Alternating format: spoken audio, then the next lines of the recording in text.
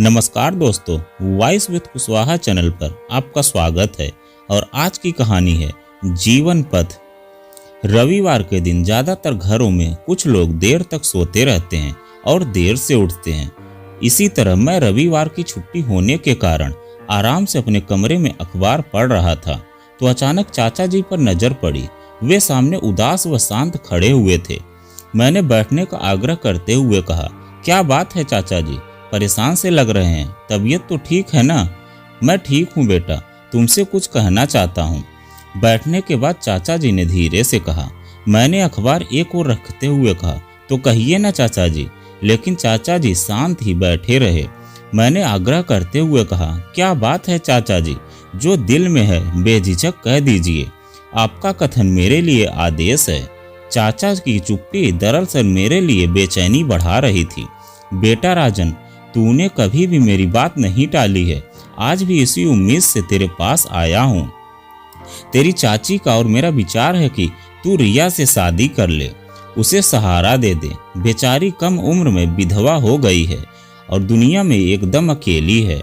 मायके में उसका कोई नहीं है। हम बूढ़ा बूढ़ी का क्या भरोसा, तब वह अकेली कहाँ जाएगी।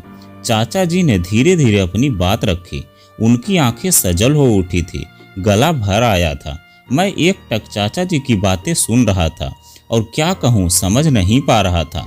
मेरे समक्ष एक ओर चाचा चाची का निर्णय था तो दूसरी ओर मेरा प्यार जो पनप चुका था। मुझे लग रहा था कि यह बात सच है कि जीवन पथ का अगला मोड़ क्या और कैसा होगा कोई नहीं जानता। आज जीवन पथ का ऐसा मोड़ मेरे समक्ष आ खड़ा हुआ था जिसमें मुझे अपने परिवार के प्रति अपने कर्तव्य एवं अपने प्यार में से किसी एक का चुनाव करना था। मेरे जीवन पथ का प्रथम पड़ाव बचपन में काफी खुशहाल था। मैं अपने माता पिता की इकलौती संतान हूँ। पापा टीचर थे और माँ कुशल गृहिणी थी। चूँकि पापा के घर में बड़े बेटे थे और माँ अच्छे स्वभाव की महिला थी, इसीलिए मेरी वृद्धा दादी हमारे साथ ही रहती थी। मुझे माँ बाप के साथ दादी का भी भरपूर स्नेह और प्यार मिलता रहा। लखनऊ के सबसे अच्छे स्कूल में मेरा दाखिला करवाया गया था।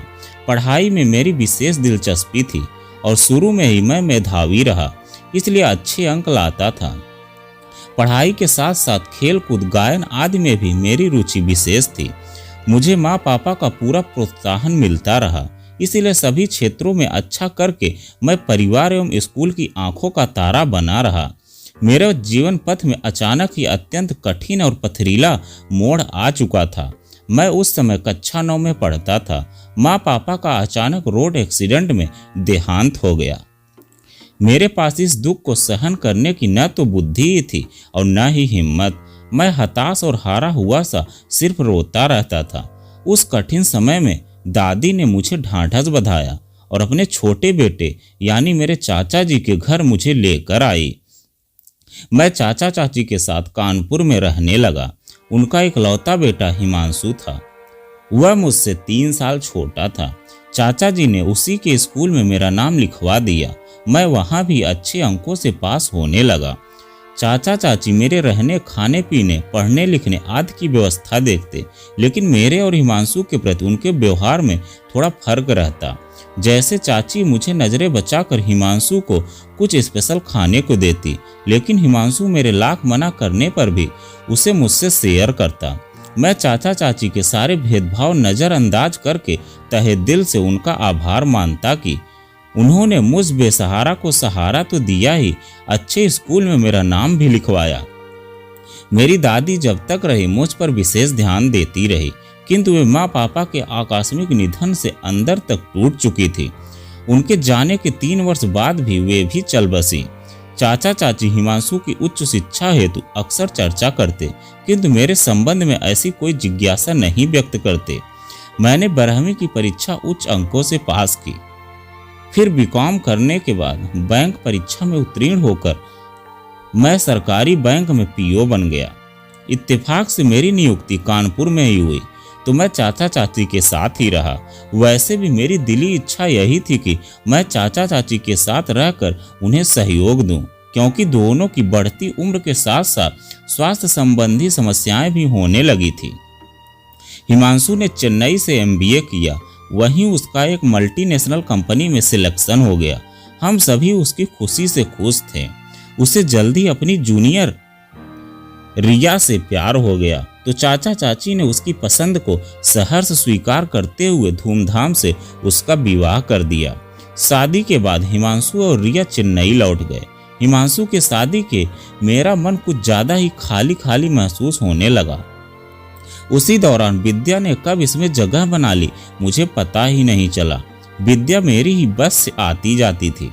सुंदर, सुशील, सभ्य विद्या विशाल हृदय मालूम होती, क्योंकि सबसे ही हमेशा सबकी सहायता हेतु तत्पर दिखाई देती। कभी किसी अंधे को सड़क पार करवाती तो कभी किसी बच्चे की सहायता करती। बस में वृद्ध या गर्भवती महिला को तुरंत अपनी सीट ऑफर कर देती। मुझे उसकी ये सब बातें बहुत अच्छी लगती थी, क्योंकि वे मेरे स्वभाव में मेल खाती थी। हम दोनों में छोटी छोटी बातें होने लगी। धीरे धीरे हम एक दूसरे के लिए जगह रख साथ ही आने जाने लगे। दोनों को एक दूसरे का साथ अच्छा लगता। मैं उसके प्रति आकर्षण महसूस करता, किंतु चाहकर भी उसके सामने व्यक्त नहीं कर पाता।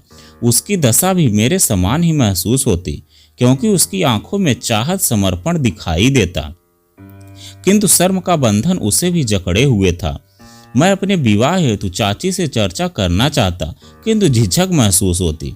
कई बार हिमांशु की मदद लेने का विचार आता, किंतु अपनी नौकरी एवं गृहस्थी में ऐसा व्यस्त और मस्त था कि उसे चर्चा करने का अवसर ही नहीं मिल पाता था।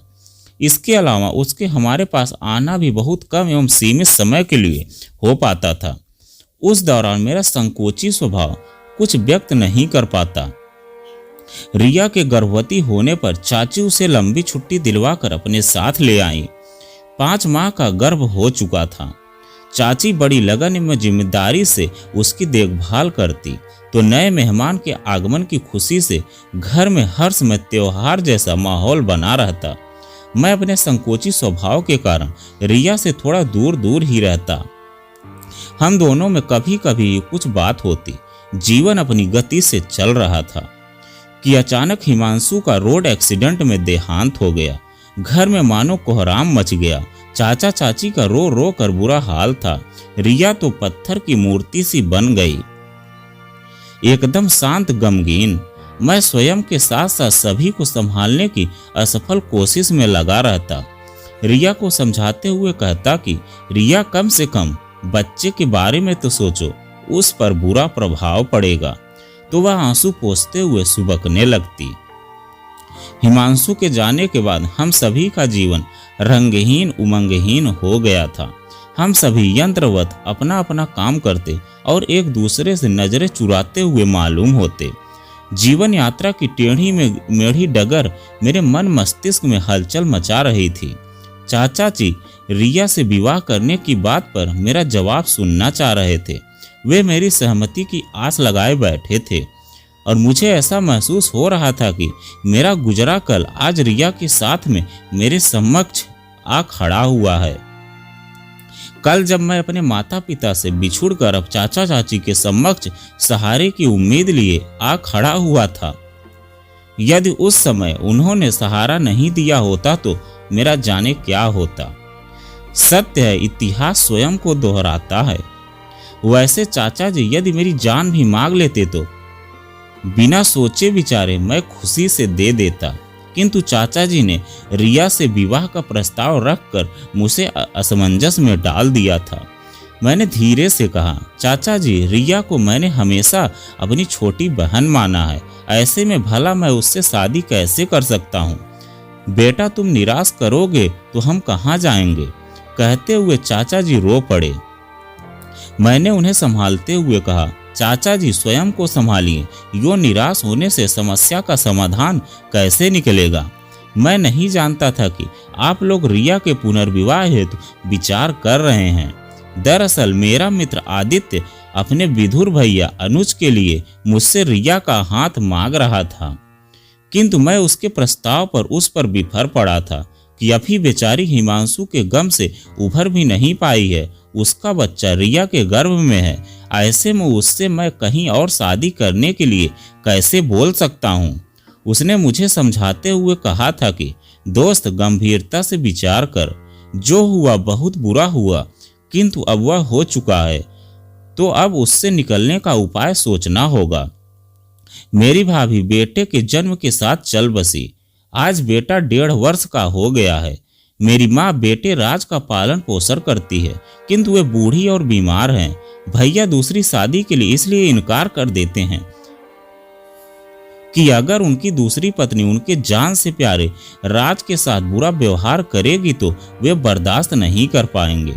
वही सिचुएशन रिया के समक्ष भी आ खड़ी हुई है, किंतु वह बेचारी जिंदगी किसके सहारे निकालेगी।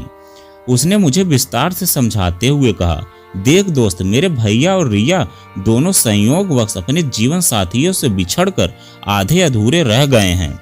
हम दोनों को मिलाकर उनके जीवन को सरस एवं सफल बनाएं, यही सर्वथा उचित होगा। मैंने बहुत चिंतन मनन के बाद तेरे समक्ष यह प्रस्ताव रखा है। दोनों एक दूसरे के बच्चे को अपनाकर जीवन साथी बन जाएं, इसी में दोनों का सुख है। किंतु उनका भविष्य तो अवश्य सुधारा जा सकता है, और जो घटित हुआ उसे तो बदला नहीं जा सकता। गंभीरता से विचार करने पर मुझे भी आदित्य का प्रस्ताव उचित लगा, किंतु आप लोगों से इसके बारे में चर्चा करने का साहस मुझ में नहीं था। आज आपने चर्चा की तो कहने का साहस जुटा पाया। चाचा जी मेरी बातें शांति से सुन रहे थे और समझ भी रहे थे, क्योंकि अब वे संतुष्ट नजर आ रहे थे। चाची जी जो अब तक पर्दे की ओर से हमारी बातें सुन रही थी, लपक कर हमारे सामने आ खड़ी हुई और अधीरता से बोली, बेटा कैसे हैं आदित्य के भैया, क्या करते हैं, उम्र क्या है और उनकी क्या तुमसे कभी मिला है, वगैरह वगैरह। मैंने उनको पलंग पर बैठाते हुए कहा, चाची जी पहले आप इत्मीनान से बैठिए, मैं सब बताता हूँ। बड़े नेक और संस्कारवान इंसान है, सरकारी स्कूल में शिक्षक हैं और मेरी ही उम्र के होंगे, क्योंकि आदित्य से 3 साल ही बड़े हैं। आदित्य मुझसे लगभग 3 साल ही छोटा है। वैसे आप लोग पहले उनसे मिल लीजिए, उसके बाद निर्णय लीजिएगा। मैं तो रिया को देखकर चिंतित हो जाता हूँ, समझ नहीं पाता हूँ कि वह इस बात के लिए तैयार होगी या नहीं। अभी बेहद गुमसुम व गमगीन रहती है। बेटा तू चिंता न कर, उसे विवाह के लिए हम सभी को प्रोत्साहित करना होगा। विवाह होने से वह स्वयं को सुरक्षित महसूस करेगी, जिसका प्रभाव गर्भ पर भी सकारात्मक पड़ेगा।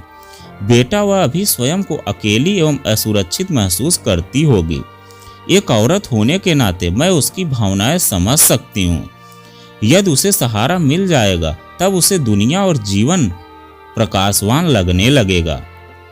हम सबके सहयोग और प्रोत्साहन से वह सामान्य जीवन के प्रति अग्रसर हो जाएगी, चाची ने समझाते हुए कहा। फिर चाची 2 मिनट बाद बोली, बेटा राजन, रिया की शादी के बाद हम तेरी शादी भी कर देना चाहते हैं। ठीक है चाची, लेकिन अभी हमें सिर्फ रिया के संबंध में ही सोचना चाहिए। कच्ची उम्र में बड़ी विपदा उस पर आ पड़ी है। हाँ बेटा, बहुत दुख लगता है उसे यो मूर्त बना देखकर, लेकिन तेरी जिम्मेदारी भी पूरी कर देना चाहती हूँ। कोई नज़र में हो तो बता देना। कहते हुए चाची ने स्नेह से मेरा सिर सहला दिया। मैं विद्या को याद करके आहिस्ता से मुस्कुरा दिया। अनुज भैया के साथ रिया की शादी कर दी गई। उनके प्यार, संरक्षण एवं हम सभी के स्नेह, सहयोग एवं प्रोत्साहन से रिया ने स्वयं को संभाल लिया। समय से उसने प्यारी सी बेटी को जन्म दिया तो हम सभी को सारा संसार गुलजार महसूस होने लगा। सबसे बड़ी बात तो यह हुई कि अब रिया खुश रहने लगी। बच्ची के नामकरण हेतु घर में चर्चा होने लगी तो मैंने कहा, अनुज भैया, आपने बेटे का नाम राज बहुत प्यारा एवं अच्छा रखा है, उसी तरह बेटी का नाम भी आप ही बताएं। अनुज भैया 2 पल सोचकर मुस्कुराते हुए बोले, मेरी बेटी का नाम हिमांशी होगा। जो है तो हिमांशु की निशानी, किंतु दुनिया उसे मेरी निशानी के रूप में पहचानेगी। फिर प्यार से उन्होंने रिया की ओर देखा। रिया उन्हें आदर और प्यार से देखने लगी, मानो कह रही हो कि आपको पाकर मैं धन्य हो गई। इस तरह रिया की जिंदगी खुशियों से भर गई। तो दोस्तों, यह कहानी आपको कैसी लगी कमेंट में लिखकर जरूर बताइएगा। अगर आप हमारे चैनल पर नए हैं प्लीज़ चैनल को सब्सक्राइब कीजिएगा और वीडियो को लाइक कीजिएगा। तो चलिए मिलते हैं एक नई कहानी के साथ एक नए वीडियो में। बहुत बहुत धन्यवाद।